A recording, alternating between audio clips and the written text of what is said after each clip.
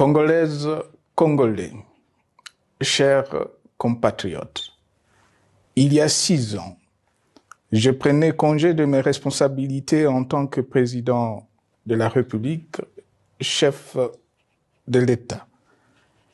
Et fait inédit dans notre pays, en près de 60 ans d'indépendance. J'ai passé pacifiquement la main à un nouveau chef d'État. Depuis lors, je m'étais imposé un strict devoir de réserve, y compris quand je fais l'objet, directement ou par mes proches interposés, de provocations, de déni de droit, d'humiliation, d'imputations dommageables et d'autres multiples atteintes à ma dignité. D'abord, parce que je suis convaincu que le temps est le meilleur allié de la vérité, un antidote lent mais puissant contre le venin du mensonge et de la délation. Mais aussi et surtout parce qu'agir autrement aurait fait le jeu de ceux qui, par cette campagne odieuse, cherchaient à détourner l'attention de notre peuple de leur incapacité, aujourd'hui avérée, à répondre à ses attentes et aspirations. J'ai enfin décidé de briser ce long silence, de sortir de ma réserve et de m'adresser à vous parce que l'enjeu est de taille. Il est même existentiel.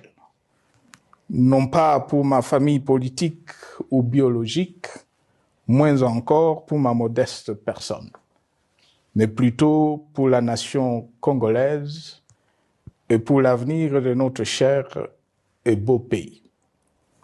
J'ai décidé de briser le silence parce qu'au vu de la situation que traverse notre pays, continuer à me taire m'aurait rendu poursuivable devant le tribunal de l'histoire pour non-assistance à plus de 100 millions de compatriotes en danger.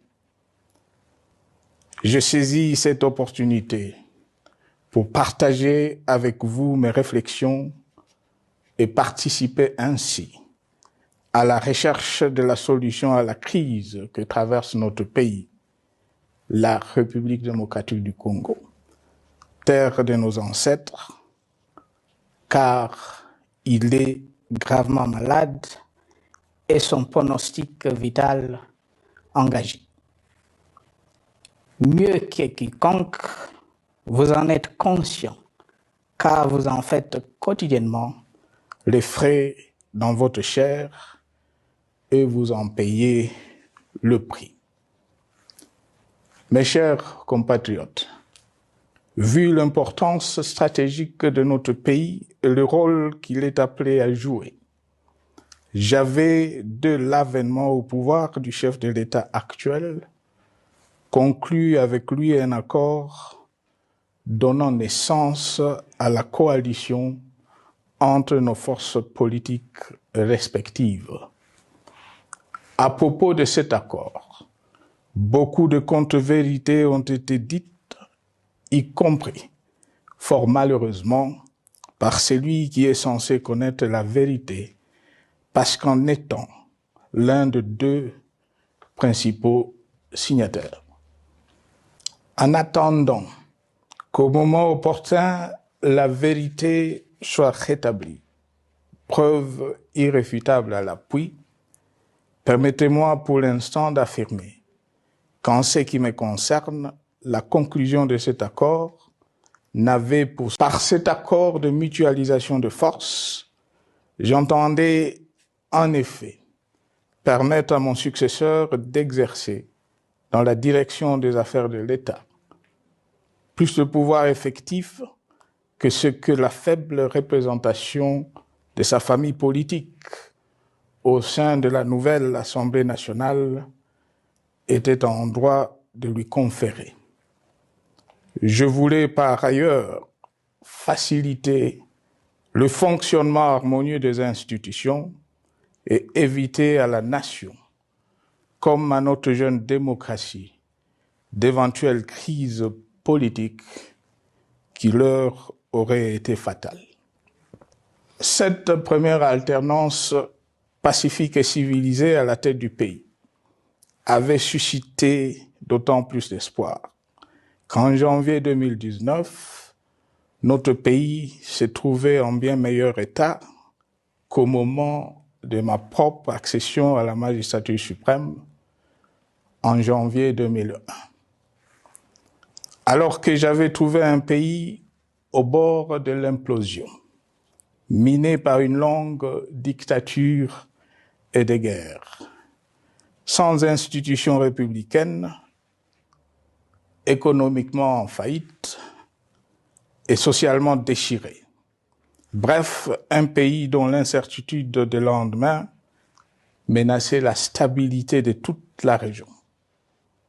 Le 24 janvier 2019, j'avais en effet légué un bien meilleur héritage à mon successeur, à savoir un pays réunifié, largement pacifié et dont les limites territoriales correspondaient exactement à celles qu'elles étaient au 30 juin 1960. Une nation reconstituée, réconciliée et fière de sa diversité. Un État doté d'une constitution progressiste et des institutions fonctionnant harmonieusement. Une économie dynamique et résiliente et débarrassée du fardeau de la dette hérité de régimes antérieurs, du fait de multiples réformes structurelles engagées. Une armée nationale républicaine de plus en plus professionnelle et capable de relever le défi de la défense de l'intégrité du territoire national. Une démocratie en constante consolidation, avec notamment l'organisation sur fonds propres d'un troisième cycle électoral. Le cœur serré, je concris à travers le monde que l'inconscience de ces dirigeants ne permet aucun espoir de redressement. Cette détérioration rapide de la situation générale du pays est principalement due à l'inverse du pouvoir sans limite. Le nouveau dirigeant s'illustre en effet par une série de remises en cause, reniements et violations intentionnelles de la Constitution, avec en toile de fond la volonté irrésistible de concentrer tout le pouvoir entre les mains d'un seul homme, au mépris du pacte qui cimentait la cohésion de notre peuple. Le premier acte de remise en question de ce pacte républicain, véritable socle de stabilité et de cohésion nationale, a consisté à violer délibérément la Constitution et les lois pertinentes lors du premier remaniement de la Cour constitutionnelle par le président de la République. La violation de ce texte juridique, fondement de tout état de droit, pour de simples raisons de confort politique, est devenue depuis lors une marque distinctive de la gouvernance de notre pays. Dans le même esprit, en décembre 2020, il fut organisé un coup d'État institutionnel à la suite du renversement en pleine mandature d'une majorité parlementaire, pourtant dévolue par le peuple souverain, ainsi que le gouvernement qui en était issu. S'en sont ainsi suivis la nomination illégale de membres de la commission électorale nationale indépendante, ainsi que le simulacre des élections de décembre 2023, organisées en violation du cadre juridique et de normes internationales pertinentes, qui, par une ampleur sans précédent de la fraude, ont amplifié l'illégitimité des institutions et de leurs animateurs. Le coup de grâce a été donné par l'annonce du projet de changement de la Constitution, un projet dont la réalisation liquiderait totalement le consensus national de Sun City. Les conséquences négatives de cette gouvernance non orthodoxe sont pour le moins stupéfiantes. Le pays est ainsi devenu un espace de non-droit. La République a cessé d'être démocratique et la volonté du chef de l'État tient désormais lieu de loi suprême, supplantant la Constitution et les lois. En revanche, érigé en politique du gouvernement, le populisme et la démagogie, le mensonge et l'arrogance, la discrimination et la stigmatisation de certaines composantes de notre peuple, l'institutionnalisation du tribalisme et du népotisme,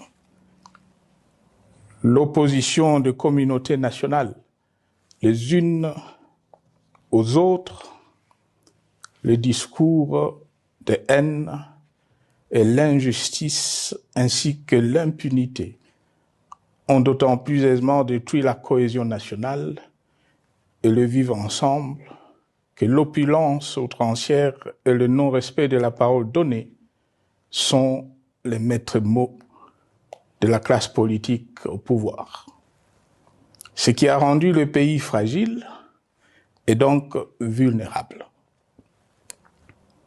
Plus grave, le repli identitaire, dangereux pour l'édification de toute nation, a refait surface, avec ses vieux démons dont l'intolérance et la division est circonstance aggravante. Cela est non seulement toléré et impuni, mais aussi et surtout véhiculé et financé par les tenants du pouvoir.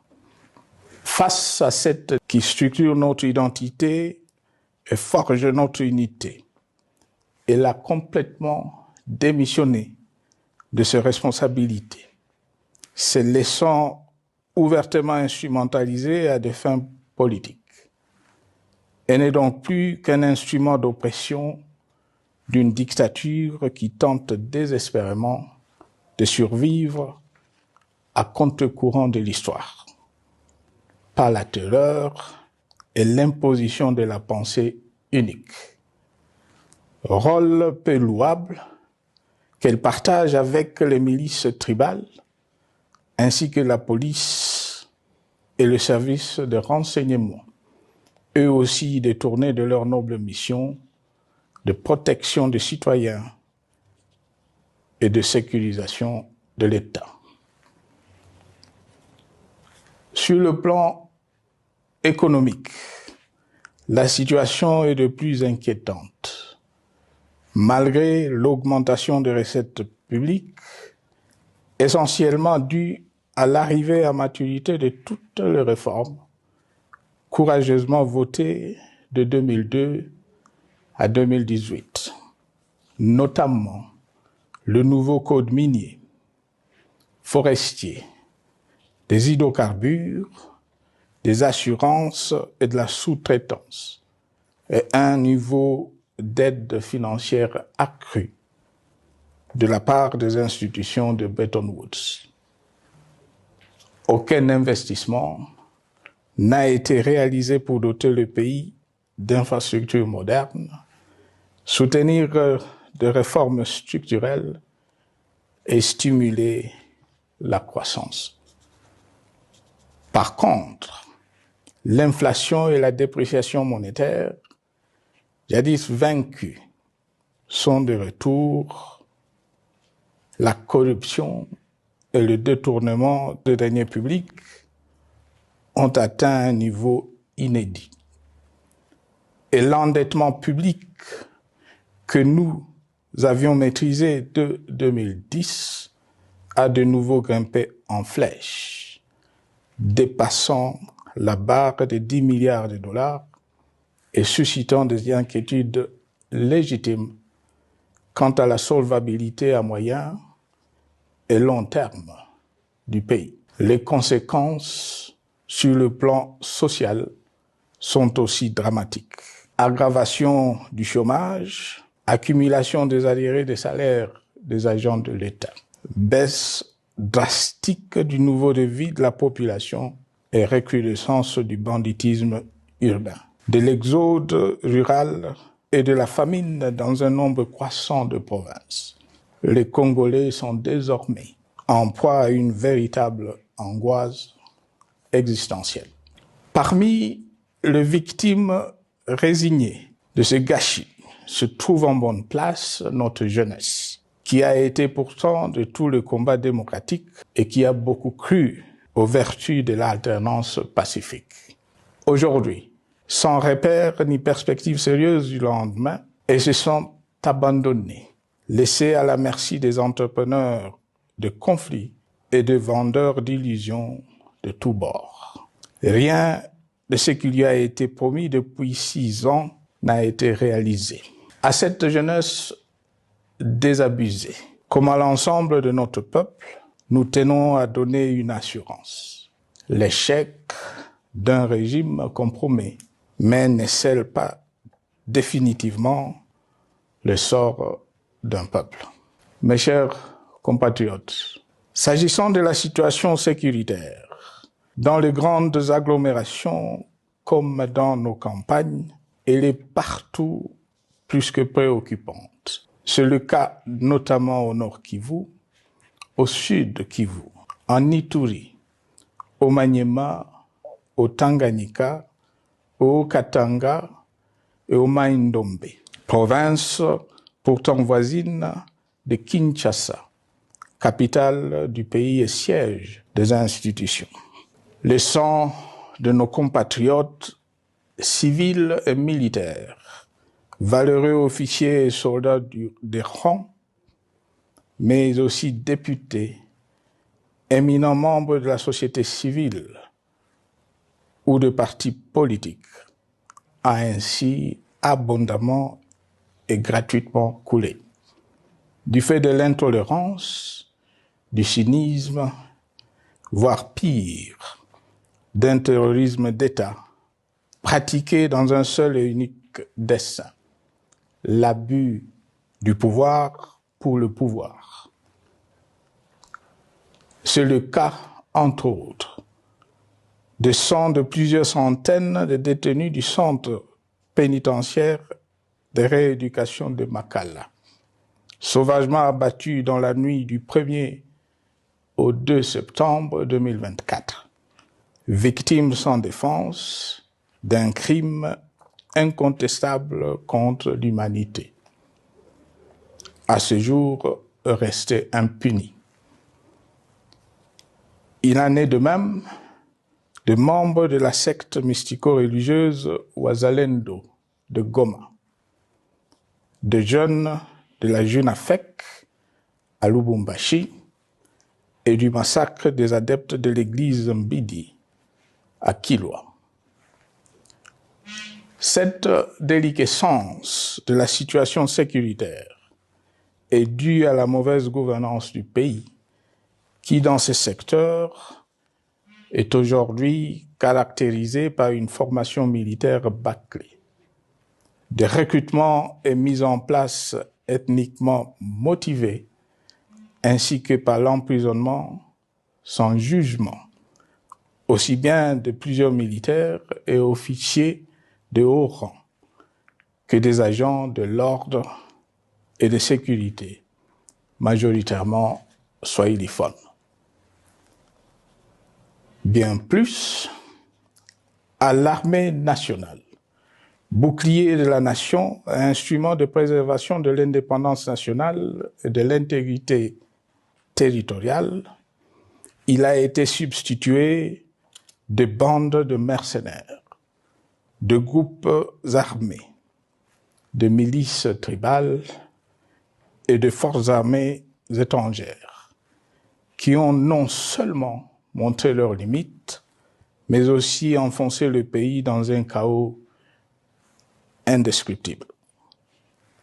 L'État a ainsi perdu le monopole de la violence légitime en sous-traitant aux groupes armés, autrefois maîtrisés, le maintien de l'ordre public et de la tranquillité nationale.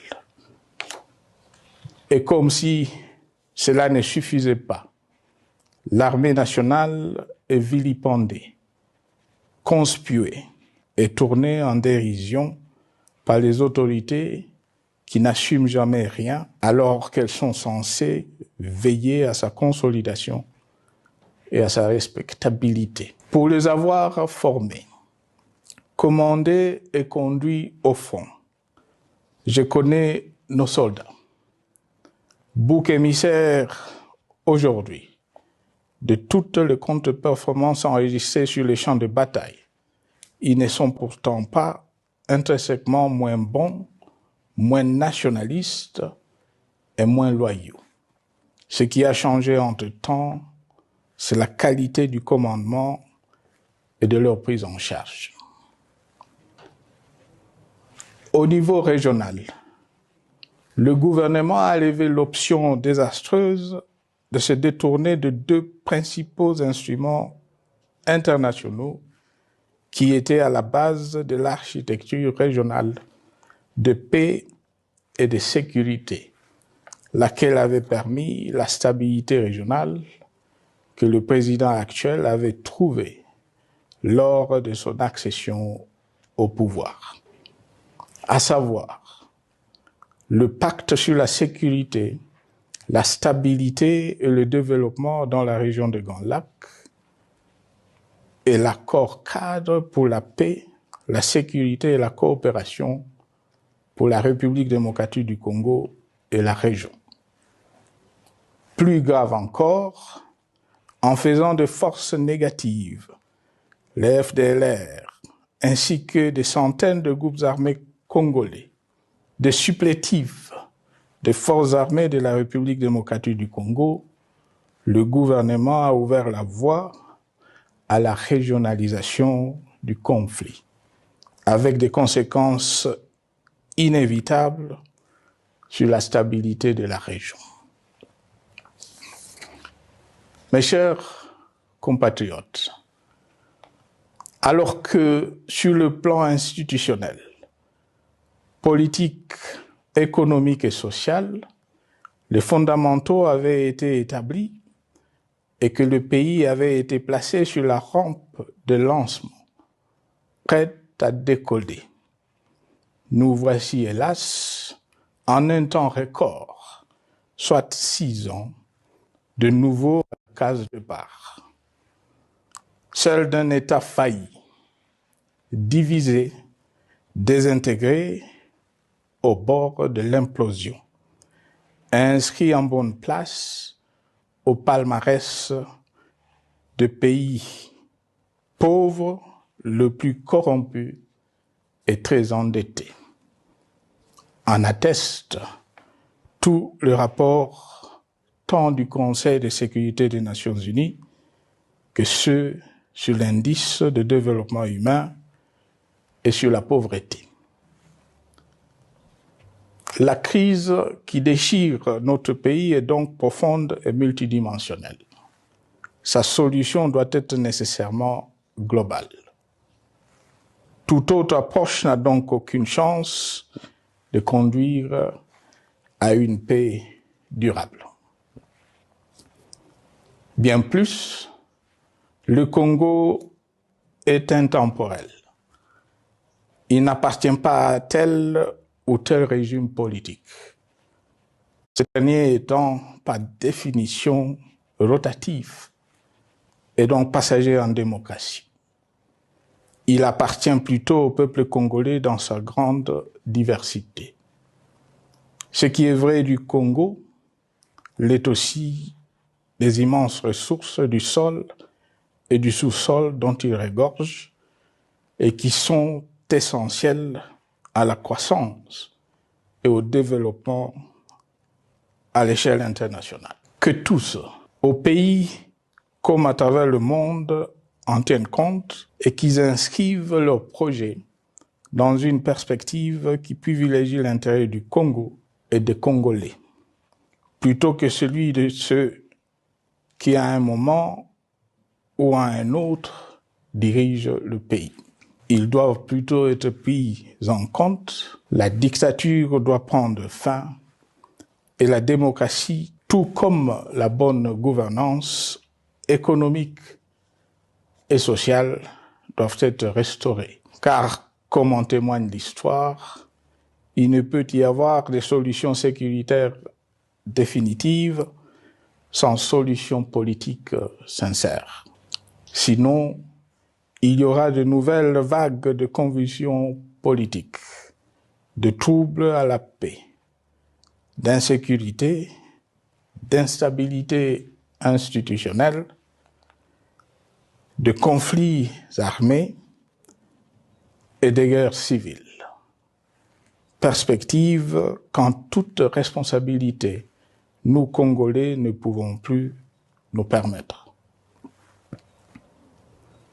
Il est dès lors vital que les multiples initiatives de recherche de la paix, Luanda, Nairobi, EAC-SADC, l'Union africaine, Doha et Washington, que nous accueillons favorablement, les considérant comme autant de signes de compassion et de solidarité à notre peuple, soient conscientes de cette exigence. Qu'elles accordent aux Congolais à la fois maîtres de leur destin et premières victimes de cette crise, la place centrale qui leur revient de droit, aussi bien dans le diagnostic du mal dont souffre le pays que dans la prescription du traitement dont il a besoin pour en guérir définitivement. Il convient de noter à ce sujet que le gouvernement de Kinshasa s'est enfin résolu à se mettre autour d'une même table avec l'AFC M23 depuis plusieurs semaines à Doha, même si, bizarrement, il continue à considérer comme un crime le fait que les autres Congolais se parlent entre eux. C'est le lieu pour moi de saluer la démarche des évêques de la CENCO et de l'ECC, qui a le mérite de n'exclure du débat aucun sujet ni aucun de nos compatriotes. Sans être parfaite, cette initiative conjointe des Églises mérite le soutien et, si nécessaire, des enrichissements de la part de notre peuple. Mes chers compatriotes, une fois n'étant pas coutume, il convient de dénoncer la falsification de l'histoire par ceux dont le jeu pervers dans l'opposition naguère, comme aujourd'hui au pouvoir, a consisté et consiste encore à calomnier, à diffamer, à diaboliser et à diviser pour gagner et régner, à se défausser sur les autres pour justifier leur contre-performance, quelles qu'en soient les conséquences sur la cohésion nationale ou en termes de vies humaines injustement brisées ou perdues. Une preuve, s'il en fallait encore, vient de nous en être donnée une fois de plus. Il y a quelques jours, en effet, suite à une simple rumeur de la rue, ou de réseaux sociaux sur ma prétendue présence à Goma, où je veux me rendre dans le prochain jour, comme annoncé par ailleurs, le régime en place à Kinshasa a pris des décisions arbitraires avec une légèreté déconcertante qui témoigne du recul spectaculaire de la démocratie. Mieux que quiconque, vous savez que pour moi, le Congo est la priorité absolue, que sa souveraineté et son intégrité territoriale ne sont pas négociables, que mon engagement pour la démocratie, la cohésion nationale, la paix et la stabilité n'est pas un slogan creux, et que le respect de la Constitution et des lois du pays, autant que celui de la parole donnée, sont sacrés. Militaire, j'ai juré de défendre la patrie jusqu'au sacrifice suprême. Hier au pouvoir, aujourd'hui en dehors du pouvoir, je demeure plus que jamais fidèle à ce serment. En ce moment où le pays est de nouveau divisé, appelé par le destin, j'ai le devoir d'œuvrer à la recherche de la paix et de contribuer à la reconstruction de notre pays qui se meurt. C'est dans cet esprit que j'ai choisi ce moment pour exprimer ma sympathie à l'endroit de toutes les victimes du conflit en cours, de réconforter et marquer ma solidarité avec la population de la partie orientale. Vous, qui êtes abandonnés par le pouvoir central, qui semble avoir pris le parti de vous punir, entre autres, en déconnectant les institutions financières du réseau bancaire national et en restreignant le mouvement de personnes et de biens. Ces décisions et bien d'autres vous asphyxient et rendent votre vie plus précaire que jamais. J'en appelle aux uns et aux autres, en particulier au gouvernement, d'humaniser les conditions de vie de nos compatriotes de cette partie du territoire national. Ils ont droit à la vie, à la scolarisation de leurs enfants et aux autres conditions du bien-être. En entendant le rétablissement de l'autorité de l'État sur toute l'étendue du territoire national, j'invite les tenants du pouvoir à protéger la population. De même, l'armée, la justice, les autres structures en charge de l'ordre et de la sécurité doivent être véritablement au service de la population et répondre à ses aspirations. Mes chers compatriotes, de par mon expérience dans des situations similaires, le patriotisme et l'humanisme ont guidé le processus de règlement de conflits et ont porté de fruits dans le passé, aussi bien sur les champs de bataille que sur celui des négociations ou du dialogue. Notre pays avait été divisé de quasi-moitié pendant quelques années. La sagesse avait alors prévalu. Nous avions recollé le morceau et le pays a survécu dans son unité. C'est ainsi qu'après quelques années de réflexion sur la crise en cours, après avoir consulté des chefs d'État et des anciens chefs d'État de la région, ainsi que des acteurs politiques et sociaux, nationaux et étrangers, j'ai fait ce jour une proposition qui engage la nation tout entière à un sursaut patriotique pour un pacte citoyen afin de tirer le pays du gouffre. Le travail hardi qui s'impose à nous portera notamment sur les 12 points suivants. 1. Mettre fin à la dictature, mieux à la tyrannie. 2. Arrêter la guerre. 3. Rétablir l'autorité de l'État sur toute l'étendue du territoire national. 4. Restaurer la démocratie en revenant aux fondamentaux d'un véritable État de droit. 5. Rétablir les libertés fondamentales. 6. Réconcilier le Congolais et reconstruire la cohésion nationale. 7.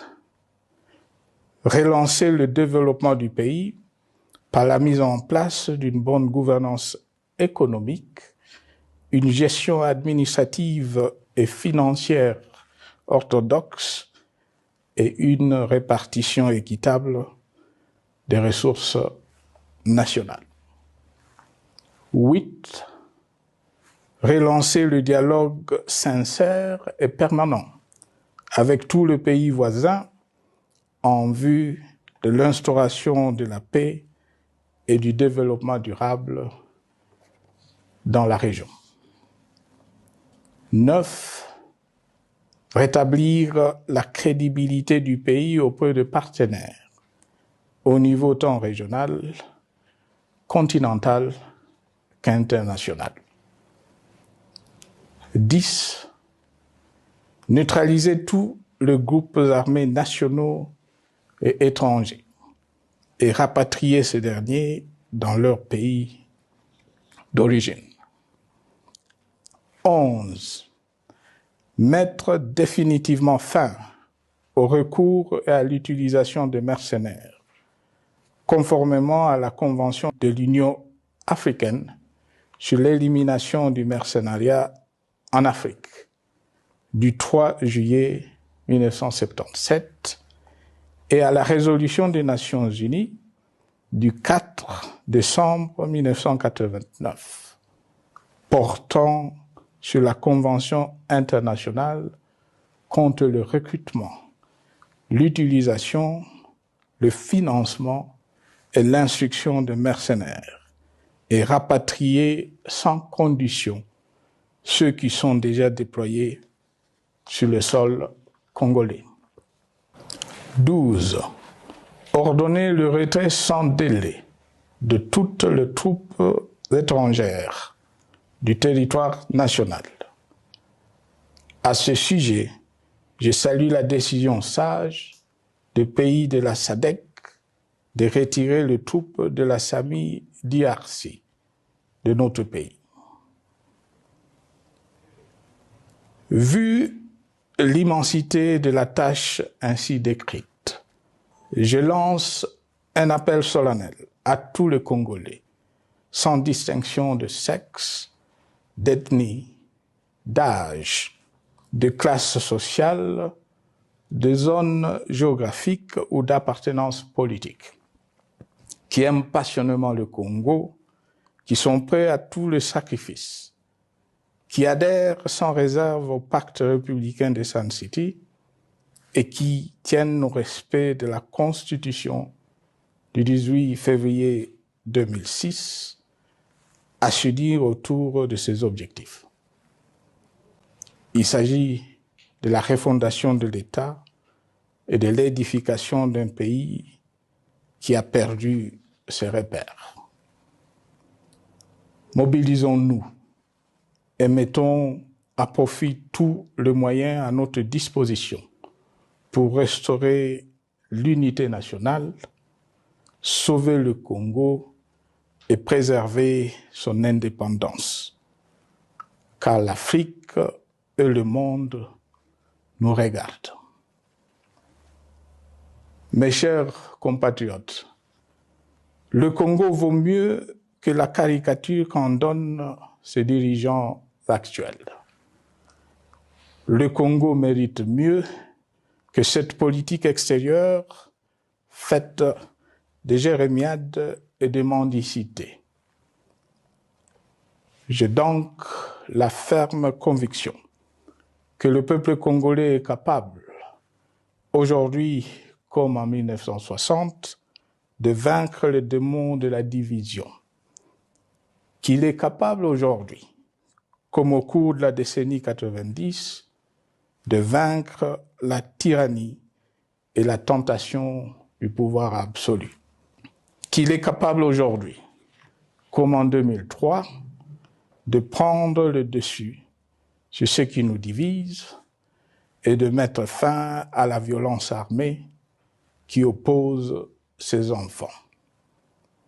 Pour y parvenir, chacun doit jouer sa partition. Je m'engage à jouer la mienne.